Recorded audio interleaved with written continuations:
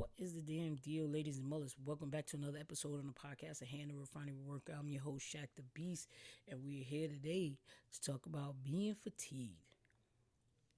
I know I did an episode somewhere, I don't know if it was on Spotify or if I had done one about a fatigue day, but this episode, ladies and mullets, I'm talking about being fatigued. So, with that being said, I'll probably put a card up somewhere and link to that episode, the fatigue day. I'm gonna get into a little bit of a fatigue day in this episode as well. Being fatigued is a fancy word for saying you're tired. So go ahead, do me a favor, leave in the comments how you know you're fatigued, how you handle it, and what do you do when you're fatigued. Not a fatigue day, but what do you do when you're fatigued? And I'm going to answer that one for myself as well. I'm also going to apologize. My roommate's here. He was supposed to go do laundry, but he's hanging out. He's on the phone. We got off kind of early today, and it's raining.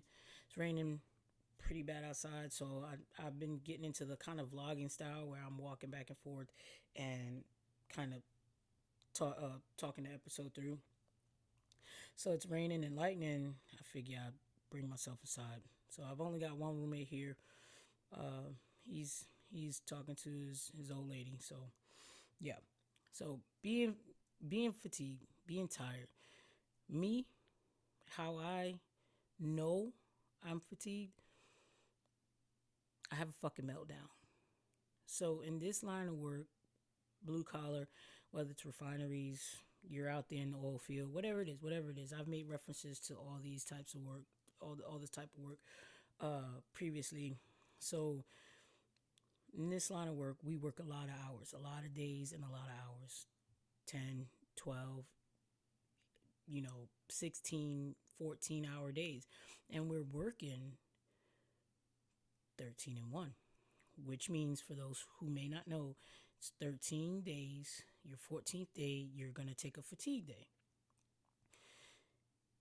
Now, with the long hours, I believe it's protocol. I don't know if it's OSHA or if it's company specific, but if you work a 16-hour day, which is the most you could legally work in one day, you have to be 8 hours from the plant. So depending on your start time, you would be told, or I don't want to say mandated.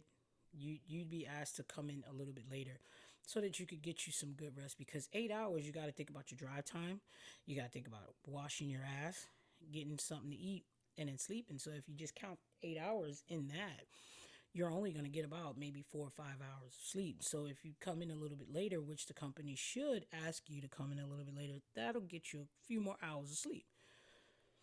Yes, back to my fatigue, knowing my symptoms of being fatigued, I have a meltdown. I usually vomit in my wife's ear of all the shit that bothers me that probably are not even issues to bother me, but it just comes out, like pours out, and I've cried and like I've just like, almost like a kid, like I've reverted back to a child.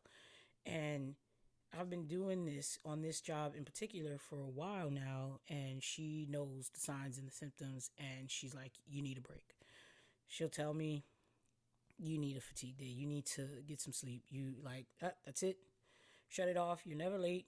You never miss. You've probably worked over 13 days. You know, it doesn't happen often. I've had jobs that I think I went 27 days, and my supervisor had a shit fit when I told him, or asked him if I could take a day off. So yes, I definitely have like a mini meltdown, and depending on how tired I am, the meltdown could go from mini to major, just like that. So yes. Now, as far as how I handle it, like I said, my wife tells me to just, that's it, take a break. So that's pretty much what I do, and I definitely take that break because I read it somewhere. I don't know where. I would have to look it up again. But the symptoms of being fatigued, tired, can mimic being intoxicated. So you definitely don't want to be tired or fatigued while driving. And if you've ever worked a night shift and you ended your shift, you trunk the deuces at everybody, you get in your car, you start your car, and you take off, and it's 5 a.m. in the morning, you just work 10, 12 hours, you're going to have those long blinks. And that could get really bad really fast. And you just don't want that. So, yes, if you're fatigued, ladies and mullets, just take that time. Reason being is you're a number to these companies. Let's just be fucking for real. You're a number. Before your body is fully cold and thrown into the freezer, someone will be taking your place. So always take care of you no matter what. Take care of yourself because you got people depending on you.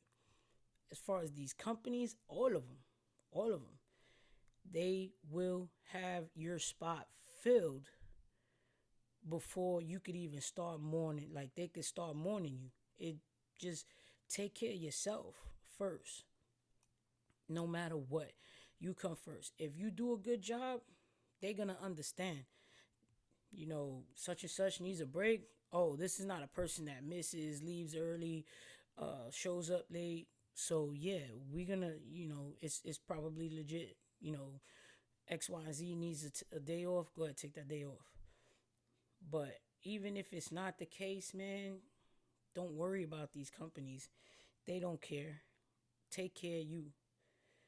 It's a serious thing if you've ever had to go through of losing someone due to them falling asleep, or losing someone because someone else fell asleep and ran into your loved one. Or let's bring it back into the refinery, right? Because this is a podcast for refinery hands. Or if you are fatigued and you just not focused, at bare minimum you'll lose your job. Because let's say you tired, you aggravated, and you motherfuck somebody and it happens to be the wrong person and you get fired. Or you just not focused and you're tired, and God forbid, you may fall out, get somebody else hurt. So you don't ever want to hurt nobody or yourself, of course. So when your body is telling you, hey, fool, you tired, open them ears up and listen. Ladies and mothers, it's pretty much all I got. I kind of keep these short.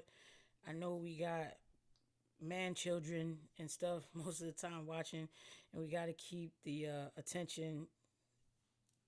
Our attention spans are very small.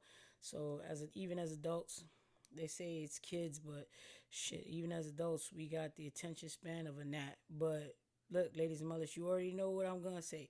First and foremost, put God first. Be a hand, not a pinky. We don't fuck with that.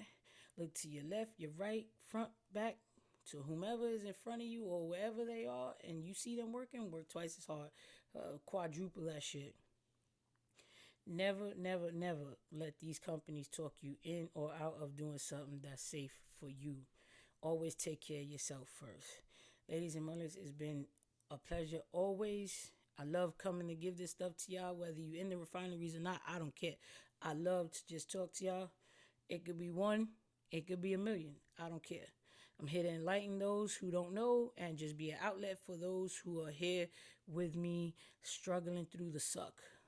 But y'all take it easy. You already know what it is, ladies and mothers. I'm out of here.